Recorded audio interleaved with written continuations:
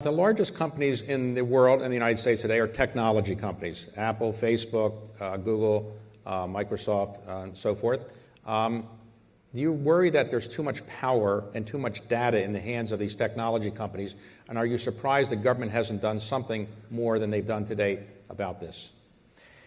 Well, technology's become so central that government has to think, okay, what does that mean about elections? What does it mean about bullying? What does it mean about wiretapping authorities that let you find out what's going on financially or drug money laundering, things like that.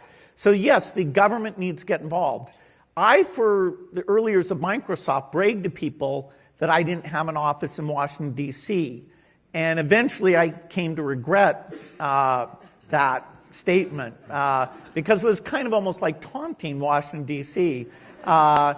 And so now the technology companies, partly because of the lesson of Microsoft, of course, they could have seen that lesson through AT&T or IBM or Kodak or a lot of innovators as well. They're very engaged. There will be more regulation of the tech sector, things like privacy. I'm sure and there should be at some point federal regulation that relates to that. The fact that now this is the way people consume media, has really brought it into a realm that we need to shape it so that the benefits outweigh the negatives. All right. So it's said that when Facebook was coming along, you tried to buy Facebook. Did you regret not paying a higher price to buy it then? Because you could have bought it maybe for $1 billion or $2 billion. No. I mean, we bought a small part of Facebook, and that was a super successful investment. What Mark did wasn't within our ambit. Unlike mobile operating system that absolutely was because of our engineering culture, doing this social networking thing, we weren't destined to be the leader in that. Now through an acquisition, we have LinkedIn, which for professional communication and networking is in a very strong position and has lots of growth opportunity. Now, there was a company that was started in Seattle near you, it's a company called Amazon, and they were supposed to be selling books over the internet and then later other things, but then they started a web services cloud business.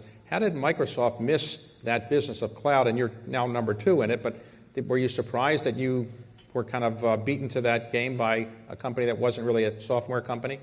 Well, the natural companies to do the cloud would have been your classic enterprise vendors, IBM, Oracle, SAP, who really, in terms of the true horizontal cloud, aren't there at all. It is a surprise, and it's a huge credit to Jeff Bezos and his team that they got out in front and with AWS did the best cloud product.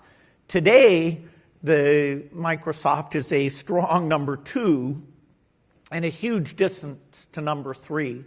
And so it is a source of strength for Microsoft. But yes, there are many companies, including Microsoft, who should feel bad that they didn't get ahead of Amazon in doing that work. So if you were 20 years old today and you wanted to start a new company, drop out of Harvard, what company or what area would you want to start it in? Well, this is a great time to be doing innovation because the tools of innovation are so much better. There are lots of things in biology that are very interesting. There are lots of things in energy that are interesting. Given my background, I would start an AI company whose goal would be to teach computers how to read so that they can absorb and understand all the written knowledge of the world. That's an area where AI has yet to make progress, and it will be quite profound when we achieve that goal. So are you worried about the power of AI to disrupt our civilization and put people out of work, those kind of things? The increased productivity that will come from AI will create dilemmas about what should people do with that extra time. And you've got to consider that a good thing, even though it will be an interesting set of adjustments that have to take place. So most people over the last 200 years or so, whoever the wealthiest person in the world was, didn't usually work that hard when they got to be 60 or so. They kind of took life easy. You seem to be working pretty hard. What motivates you to still work so hard? Well, I love my work. The work of the foundation is super interesting. I get to meet with the scientists. I get to go out in the field. I do think your habits are sort of set in your 20s and 30s. And by my standards of the 20s, I didn't believe in weekends back then, not to mention vacations. So I'm, fairly lazy compared to myself in my 20s, where I was a true fanatic. All I believed in was working on software night and day. And for my 20s, that was perfect. I didn't have a wife or family at all. And my role was very hands-on role. I'm very lucky that my foundation work, the part-time work I do for Microsoft, I see that extending, for decades into the future. And having an understanding of innovation, I think shaping innovation in many of these areas, there is a unique role that I can help play. Okay, but being Bill Gates, pretty famous over the last quarter century or so, can you go to a restaurant and people don't bother you? People are pretty nice about that. Particularly if I'm with my family, people are reasonably discreet. So it's not a problem. You're driving a car, people ever stare at you saying, what is he doing, driving a car? Sure, but that's okay. All right. And when your sport now is tennis, right? That's right. So you've played with some of the best players, Roger Federer and others. You get a lot of points off of those players? Or? Not if they're playing full out. No, not a chance. And you've given up golf? That was one of your other sports, so you don't play that? Largely given it up. I still play a little bit. And what about bridge? Are you still a big bridge player? I love playing bridge. It's a game that the players are aging quite a bit. It hasn't caught on with Is that good or bad? people. Because No, it's unfortunate because it's a great game. But right. So when you want to go buy something, can you go like in a department store and buy anything, or how do you shop? You shop online, or you just go buy anything and you have to use a credit card or cash, or what do you do? Yeah, for a while I didn't do that much, but it's something one of my daughters enjoys doing is helping pick clothes for me. So we go out and go shopping together, and she's got good taste, so it's a neat father-daughter activity. One time, your wife told me that when you drop your daughter off in college the first day at Stanford, she's graduated from now, the roommate didn't know that she was going to be the roommate, and then you needed things to fix up the room, and you went to Lowe's to buy things in Lowe's. Was it unusual for you to go into Lowe's? Did people stare at you? Do you go into Lowe's or Walmart very much, or things like that? No, it was actually kind of hard to assemble some of that stuff. I wanted augmented reality to help show me how to put the pieces together properly. But, people are very nice. Overall, super nice. When you're relaxing today, is it to go on a trip with your family, go someplace you've never been before, go on a boat, play tennis? What is the best way that you relax? Traveling, and then I get to do quite a bit of reading in that case. Now you read how many books a year? You try to read 50 books a year, okay. And do you comment on those books and you recommend those books? And probably 15 a year I do serious reviews of. I mentioned at lunch I'm reading this Jill Lepore of These Truths, right, which is this great history of the United States. But there's so many fantastic books. Well, I have one coming out. Could you review that? I will. Okay. I will. Okay. All right, it's a history book. Okay. Well, let's go back to your foundation. Okay. I ask people all the time, I say to them, suppose you had the problem of Bill Gates and Melinda Gates. You have $100 billion or whatever it might be, and then you say, okay, I give you $100 billion, and then you go buy a yacht or a plane or a house, then you've got $99.5 billion left. What do you do with that? And the problem, you had that problem, and you assessed the two most urgent issues were K-12 in the United States and health in the less developed areas. How did you pick those two? Any regrets about picking those two? And have you made progress on either of those two? Well, global health is our biggest area, and there the progress has been really unbelievable, not just because of our work, but our partners that include the U.S. government spending on PEPFAR, the European donors who've really stepped up on these health issues. One of the metrics of importance is the number of children in the world who die before the age of 5. When we got started in the year 2000, that was over 10 million a year. Now it's about 5 million a year. And so, it's just mind-blowing, and people aren't that as aware of it as you'd like them to be. Those deaths, because of getting out vaccines and understanding a bit more about nutrition, those deaths have been cut in half. Now the goal is to cut them in half again by 2030. And we do have, the pipeline of new vaccines and new tools, particularly in nutrition, that give us an opportunity to do that. So our global health work, because of the partnerships we've had, because of the innovation, has been more successful than we expected. Our U.S. education work, that is not just K through 12, it includes higher ed as well. There, the key metrics, dropout rates, math and verbal achievement, those metrics have moved essentially not at all. And even as the U.S. is spending more resources on education, we spend by far more than any country in the world, and yet our results are quite a bit worse than almost all the other rich countries, and even some middle-income countries. Even Vietnam now is passing us in terms of their math results. So the field as a whole and our work has not had the impact we hoped for. Part of what you try to do in the education area is have something called Common Core, and that was very controversial, but now it's largely been adopted. Yeah. So in the United States, there were some very strange things. That is, our math textbooks were twice the size of the other countries. In fact, 3 times the size of Singapore, which has the best math education in the world. And that had come about because of this process where the textbook companies always wanted adoption of new textbooks so they didn't have to compete with the used textbooks. Anyway, they just got thicker and thicker. And so the U.S. would tend to try to teach too much in a year instead of really cementing the basic knowledge. And so the idea of the Common Core was to say, what math should you learn in various grades? Make sure that by high school graduation, you have reasonable math skills. And so it became more rigorous. It matched what the best standards in the U.S. were, which were in Massachusetts.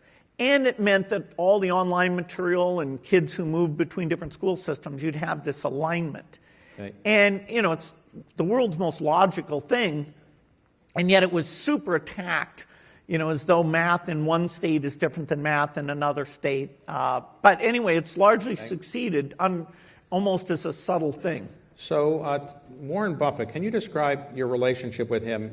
He is a little bit older than you, and you developed this close relationship, and then ultimately he gave you a large part of his fortune for your foundation. How did that come about, and were you surprised that he did that? Yes. Warren's 25 years older than I am. He's absolutely an amazing person, and I was lucky enough to meet him in 1991. Reluctantly. Yeah, I didn't think I wanted to meet him because I don't think of buying and selling of stocks as a value-added part of society. Except for private equity. I'm more involved in the innovation part. But when I met Warren, the fact that he had this model of how the world worked, he asked me, why can't IBM put you out of business? Which is a very smart question, because at the time IBM was 10,000 times our size, and yet we would go on in terms of software innovation and even value of the company to surpass IBM, who was the dominant computer company when I was growing up by huge amounts. Their mistake was when you developed the software for their IBM PC, they should have bought it from you as opposed to license it. Is that right? That would have helped them, but it wouldn't have really changed things. I mean, what's happened in computing required really thinking about the microprocessor and software in a very different way than they did with the mainframe. It really is kind of an innovator's dilemma thing, that this very low-end way of looking at computing, personal computing, the technologies that came out of that now dominate everything, corporate computing, cloud computing. So Warren Buffett, you Yeah. developed a relationship with him, and he became a bridge player with him and offer and so yeah. forth. And one day he calls you and says, guess what, I've got an extra $100 billion, I don't know what to do with, I'm going to give it to you. What did you say?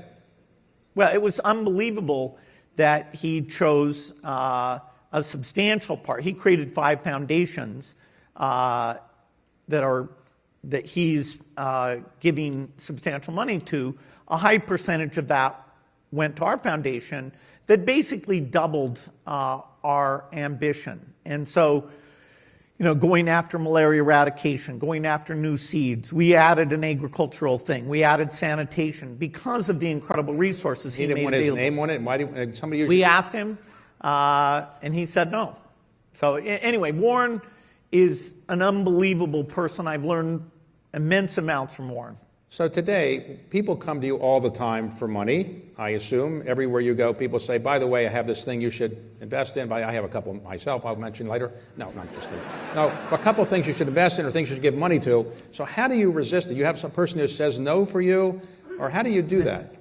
Many people. Many people say no. Well, once you've picked what you care about, if somebody has something that can make a difference in global health, we're super interested. And we have staff of 1,500 people, and if it's to do with global health, some of those people will come out and talk through with you whatever your innovation is and how we can partner with you on that. Okay. So that's clearly in our area. If it is something that can substantially improve K through 12 education, then we're going to be very interested in it. If people are asking outside of those things, then, fortunately, you can say no, because focus is key to philanthropy. So people have recognized over the years that raising children is difficult. Jackie Kennedy famously said, if you mess up raising your children, nothing else matters.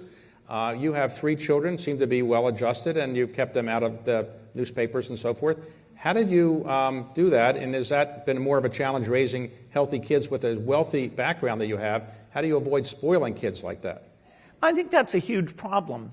Obviously, our kids have benefited from having a great education and an opportunity to travel, and so they're very lucky in that sense. Making sure that the visibility or the way people treat them is not unnatural. There's some challenges that come with that. So far, they've handled it well.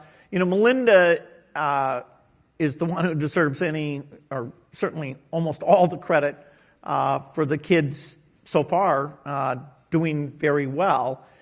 Our kids, we've said to them that the money is going to the foundation, and so they don't think of themselves as sort of aristocratic. But what do they say when you inheritors. tell them that? They say, "Can't you give me a little bit or something?" Or they don't ask for some?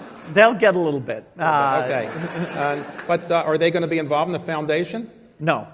And the foundation, you have a finite length of the foundation. I think is it 20 years or After the last of us to go. Yep. so? Why not have a perpetual foundation? Well, Warren has influenced my thinking on this quite a bit. The idea, our foundation is aimed at eliminating the diseases that disproportionately affect the poor, to try and make it so no matter where you're born, your chance of survival and living a long, healthy life are equal throughout the world. That should be achievable. Assume Melinda's going to live another, say, 40 years. That gives us 60 years to solve those problems. That's doable.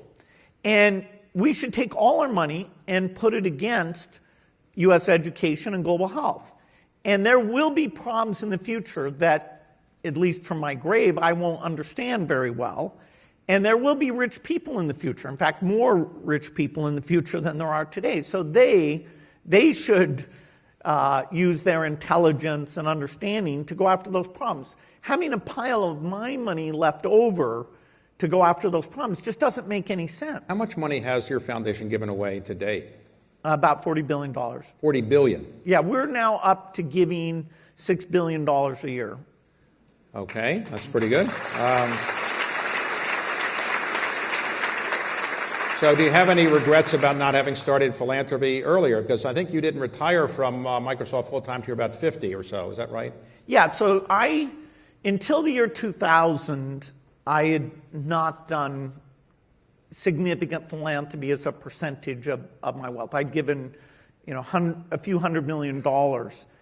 In the year 2000, I put $20 billion into the foundation.